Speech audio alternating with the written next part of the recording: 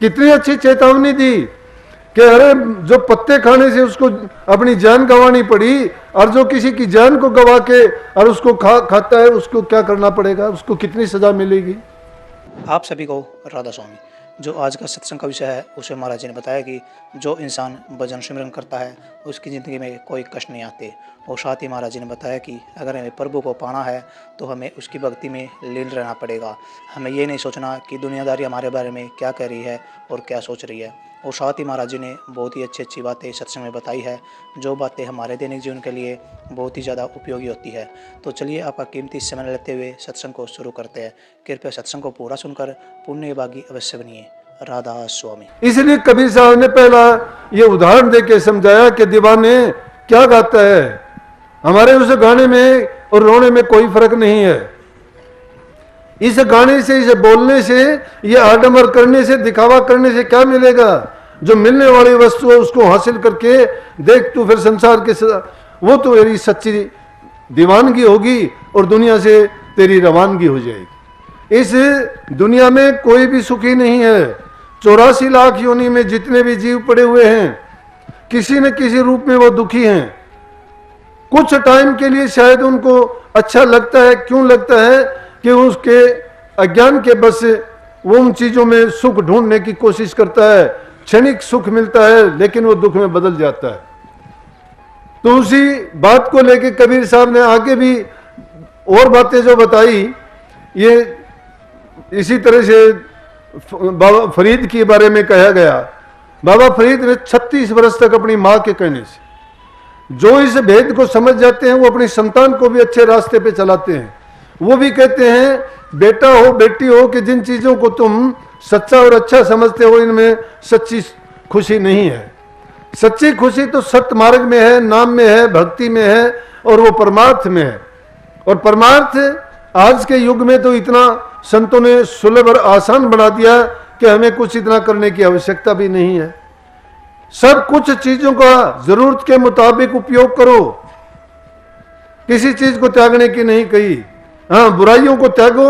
और उस संतों ने जो तुम्हें छोटा करके भेद समझा दिया, उसको अगर सुमरण मात्र भी हम करते हैं तो भी हमारा कल्याण हो जाएगा। सुमरण मात्र करने से भी, लेकिन फिर भी हम मानते नहीं हैं। सुमरण कहाँ का करना? हमारा सुमरण, हमारा चिंतन तो दुनिया की बातों पर, दुनिया के पदार्थों के लिए है। रात दिन उन्हीं के बारे में करते रहते हैं। तो बाबा फरीद के बारे में भी यही है। 36 साल तक जंगलों में गया। छोटी उम्र थी, थोड़ी उम्र में ही उसकी माँ ने उसको कुरान शरीफ पढ़ाना शुरू कर दिया। थोड़ी उम्र में पूरी कुरान शरीफ को याद कर लिया। लेकिन उसकी माँ कहने लगी बेटा इससे कुछ नहीं बनता, जब तक तू भक्ति नहीं करेगा। जंगलों में चला गया, 12 साल के बाद आया। कहने लगी कि कैसी गुजरी तेरी जंगलों में? कहने लगा माता जी सब कुछ त्याग दिया मैंने और मैं प्रभु के बारे में ही सोचता रहा। बोले कि खाया क्या तूने? कि भूख लगती थी पेड़ों के पत्ते खा लेता था। लेकिन असली ज्ञान देने के लिए तो आदमी को हर चीज के चिंतन करने की जरूरत है, सोचने की जरूरत है। अरे कबीर साहब ने कितनी गहराई की बातों को सोच सोच के अगर आप ख्याल करोगे। एक जगह मैंने देखा, अवल तो उनकी वाणी जितनी भी देखोगे हर एक में ऐसी सार वस्तु कहने लगे कि देखो पेड़ पौधे में भी जान मानते हैं। वो कहते हैं बकरी पत्ते खात है तिसकी काटी खाल, कि बकरी का कसूर ये है कि पेड़ों के पत्ते खाती है वो, और उसको क्या करते हैं मार के उसकी खाल निकाल लेते हैं, वो दूसरे काम में लेते हैं, गोश्त इंसान खाते हैं। कही है बकरी पत्ते खाते तिसकी काटी खाल, जो बकरी को खाते तो तिसका कौन हवाल। कितनी अच्छी चेतावनी दी कि अरे जो पत्ते खाने से उसको अपनी जान गंवानी पड़ी, और जो किसी की जान को गंवा के और उसको खाता है उसको क्या करना पड़ेगा, उसको कितनी सजा मिलेगी। नहीं मानते। उसकी मां ने चेतावनी दी कि बेटा तू जब जंगलों में गया तो उन्हें पत्ते फल तोड़ के पेड़ों के खाए, उनमें से पानी निकला होगा, तूने उन पेड़ों को दुख दिया है। कहने लगा ये तो मैंने खाए थे। जब ने बोला उनको दुख हुआ होगा, अगली बार गया तो उसने कहने लगे जाके फिर जा। फिर 12 साल फिर गया। उस 12 साल में काठ की रोटी बना के गले में डाल ली। भूख लगती थी, उसी पर हमने एक बार चबाता और फिर कर देता, भूख को बर्दाश्त किया। आज का जमाना नहीं था। आज के ज़माने में तो अगर कुछ दिन के लिए अन्न नहीं खाते शरीर नहीं रहेगा, कमजोरी आ जाएगी। और शरीर जब नहीं रहेगा तो भक्ति कैसे करेंगे? पहली चीज़ है शरीर को जिंदा रखना जरूरी है। उसको स्वस्थ रखने के लिए अपना खान पान सही तरीके से, सही ढंग से, और इसको स्वस्थ रखने के लिए अपनी पूरी कोशिश हमें करनी चाहिए। जब शरीर तंदुरुस्त नहीं है, रोग बीमारी है, दुख तकलीफ है, तो किस चीज़ की भक्ति करेंगे? ना सुमन कर सकते, ना दुनियादारी के काम कर सकते हैं। पहला सुख निरोगी काया है, शरीर निरोग होना चाहिए हमारा। लेकिन वो जमाना था जब इंसान के प्राण अब अन्न में हैं, अन्नमय कोष कलयुग में लगा है। अन्न नहीं खाते तो हमारे प्राण नहीं रहेंगे। अन्नमय के बाद में मनमय कोष बनता है, उसके बाद और दूसरी चीजें बनती हैं, शरीर उन जिनसे चलता है। इसलिए अन्न जरूरी था। लेकिन जहां अन्न नहीं मिलता वहां शरीर को दूसरी आदतें हैं, वो और चीजों को खा के अपना शरीर को जिंदा रखते हैं। तो दोबारा जब गया तो रोटी काट की गले में डाल ली, और 12 साल के बाद में फिर आया। माँ ने फिर सवाल किया, बेटा कैसी गुजरी? कहने लगा कि काठ की रोटी थी मेरे पास, और कहा कि रोटी मेरी काठ की, लावण मेरी भूख, जिन खाती हैं चौपड़ी बहुत सैन के दुख। आगे भी कही है कि देख पराई चौपड़ी, फरीदा देख पराई चौपड़ी, मत ललचावे जी, रूखी सूखी खाए के ठंडा पानी पी। लेकिन आज के युग की बात देखो तो जोड़ने वाले उल्टी भी जोड़ लेते हैं। मैंने सुनी, एक आदमी कहने लगा, बोले जी इसका भी दूसरा तरीका निकाल लिया। मैं बोला भाई वो क्या तरीका निकाला? ने बोला जी यूं कहते हैं इसके बारे में तो कि देख पराई चौपड़ी, ढह पड़ बेईमान, 2 घड़ी की बेशर्मी सारा दिन आराम। अब कहने वालों के लिए क्या है, वो तो कहते रहते हैं, जिसकी जैसी सोच है, जैसा विचार है, लोग कहते रहते हैं। परंतु बाबा फरीद ने ये कही थी कि भाई पराई चौपड़ी को देख के तू अपना जीव मत ललचा। जो तुझे बख्शिश मिली है, जैसे तू पिछले जन्मों के कर्म करके आया है, जैसे तेरे संस्कार हैं, जो तेरा कर्म भोग है, उस कर्म को भोग तू। दूसरे को देख के क्यों करता है? या पुरुषार्थ कर। पुरुषार्थ करने का मतलब जीवन हमारा है, ना हमारे जन्म बस में है ना मृत्यु बस में है। लेकिन मृत्यु और जन्म के बीच का जो समय है वो समय हमारा है। अपने जीवन को हम किसी भी ढंग से जी सकते हैं, चाहे इसको बुरे रास्ते पे लगा के जियो, चाहे अच्छे रास्ते पे लगा के जियो, चाहे इसमें तुम पाप कमाओ, चाहे भक्ति के रास्ते पे चल के नाम की कमाई करो, चाहे इसको जीवन मुक्त बनाने के लिए सदगुरु की शरण में जाके अच्छे कर्म करो।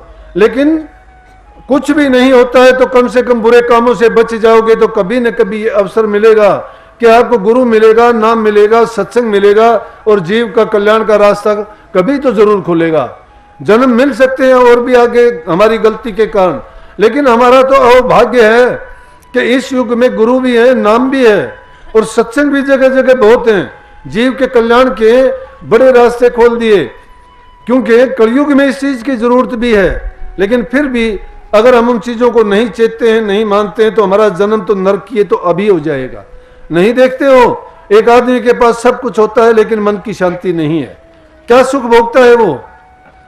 लेकिन बाबा फरीद ने क्या कहा कि वो 12 साल फिर गवा के और कहने लगे कि बेटा अब भी तेरा काम जो होना चाहिए था नहीं हुआ। फिर तिबारा फिर 12 साल के लिए गया और ऐसी समाधि लगाई, उस टाइम पे उसके शरीर पे दीमक चढ़ गई।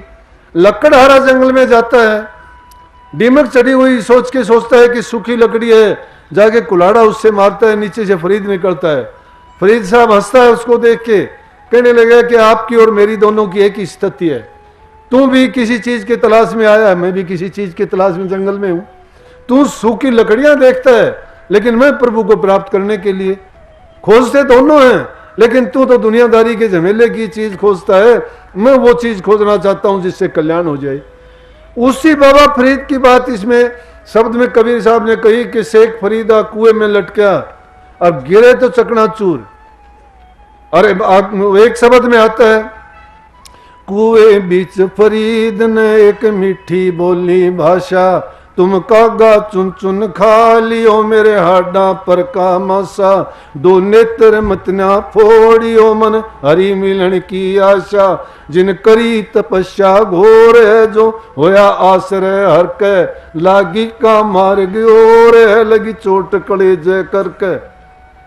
जिसको वो चोट लग जाती है उसके खटक कलेजे में लगती है, और जिसके कलेजे में खटक लग जाती है उसको दूसरी चीज की चाह नहीं, बल्कि उसी चीज की तड़प, उसी की चाह, उसी की पूजा, और वही रात दिन उसको तलब और वही याद रहती है। उसी को सब कुछ बना लेता है, ना खाने का टाइम, ना पीने का टाइम, ना सोने का टाइम, ना जागने का टाइम। वो मस्ती की हालत उसमें आ जाती है, वो दीवानगी है। जब ऐसे दीवाने, फिर कहता है दीवाने क्या गावे घर दूर। ये जो बातें जबान से कहते हैं, बोलते हैं कि इन चीजों में क्या दीवानगी है, दीवानगी तो असली उसकी देखो कि किसी ने कह दिया फरीद साहब किस लिए इतने कष्ट उठाता है, बोला परमात्मा को पाना चाहता हूं। बोला परमात्मा तो इससे मिलेगा, पैर बांध के कुएं में उल्टा लटक जा, पैर बांध के कुएं में उल्टा लटक गया, क्योंकि उसको ये दीवानगी हुई थी कि मैं प्रभु को प्राप्त करूंगा। और जब उसको लटका हुआ देख के कौवे देखते हैं कि ये मरा हुआ है, और कौवे आके उसको चांच मार मार के उसको मांस को खाते हैं सारे। और जब फरीद साहब कहते हैं कि अरे को सारा शरीर खा लेना, लेकिन मेरी आंखें छोड़ दियो भाई, मुझे अभी आशा है कि परमात्मा मुझे मिलेंगे ताकि मैं उनका दीदार इन आंखों से कर पाऊंगा। लेकिन ये आंखें वो दीदार नहीं कर पाती। संतों ने जो इसका असली भेद बताया, ये बात फरीद साहब की जब की है जब तक उनने वो तीसरी ज्ञान की आंख नहीं खुली थी। इन आंखों से संसार के खेल देख सकते हैं। जो हमारी दिव्य चक्षु है, तीसरी आंख है, जो ज्ञान की आंख है, वो यहां नहीं, बल्कि वो हमारे दोनों आंखों के पीछे शिव नेत्र जिसको कहते हैं वो अंदर में है। वही हमें वो ज्योति दिखाती है, वही उस प्रकाश से भेंट करवाती है, उसी से हमें वो नूरी गुरु प्राप्त होता है, वहां हमारी दीवानगी पूरी होती है। इसीलिए बाबा फरीद ने के बारे में ये कही कि वो दीवानगी तो फरीद साहब में आई थी कि अपने शरीर का सारा मांस भी कोहों से नुचवा लिया था। हम तो इस युग में ऐसा आराम करते हैं, संतों की कृपा देखो, संतों ने कितना सुलभ कर दिया कि वो कुछ भी नहीं कहते। कहते हैं कि भाई कोई भी आओ, कोई पाबंदी नहीं। इस नाम की कदर और कीमत तो वो जानते थे।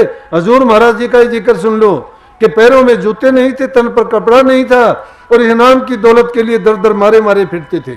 जहां कहीं नाम सुना वहीं जाते थे, कहीं सरसा गए, कहीं जूही गए, कहीं और कहीं महात्माओं के पास, साधुओं के पास, कहीं पत्थरों में जाके सोए, कभी भूखे प्यासे रहे, लेकिन दीवानगी थी नाम की तलाश की।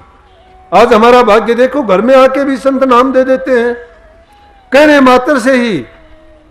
क्यों ऐसा करते हैं? क्योंकि ये हर टाइम में सत्य पुरुष की ओर से मौज बदलती रहती है। वो संतों को इसी काम के निमित्त दुनिया में भेजते हैं कि वो जीवों का कल्याण करने के लिए आए। आगे फिर कहिए गोपी चंद भर्तरी राजा। अब गोपी चंद भर्तरी दोनों मामा भांजा थे। राजा भर्तरी ने भी अपने राज को ठोकर मार दी थी, बलख बुखारा के बादशाह ने भी अपने राज को ठोकर मार दी थी। गोपी चंद ने की मां ने उसको साधु बनवा दिया था।